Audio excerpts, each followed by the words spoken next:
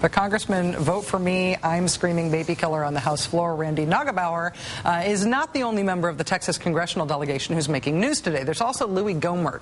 Louis Gohmert is the congressman genius enough to combine his vitriolic fervor against health reform with the theme of a deservedly very popular children's book. It's hard to make health reform fit the plot of this book, but if anyone can do it, Louis Gohmert can. This should not be passed by anyone unless they eat it. If they eat it, then I'm in favor of them passing it. Otherwise, don't pass it. To recap, if you eat it, you can pass it. It took me all day to practice saying that without turning as beet red as I am right now and losing my composure.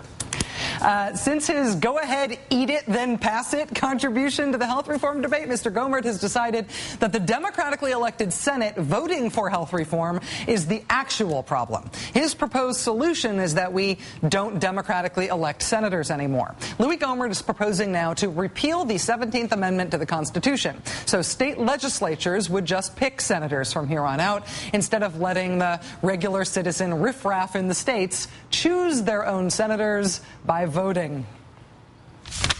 The 17th Amendment took out the last check and balance on usurpation of states' rights. It's time to get the balance back in place.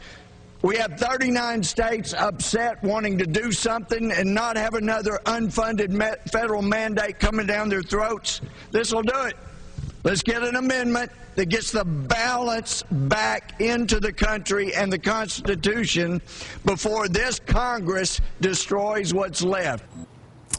In other words, take the 17th Amendment to the Constitution, chew on it for a while, swallow, allow it to travel through the narrow passage of the legislative process, where it will be broken down into smaller constitutional molecules. Wait between 24 and 72 hours, and then dump it out. Then and only then will you have a real Louis Gohmert-style democracy, where democratically elected legislators never again take majority votes in favor of something they campaign to do.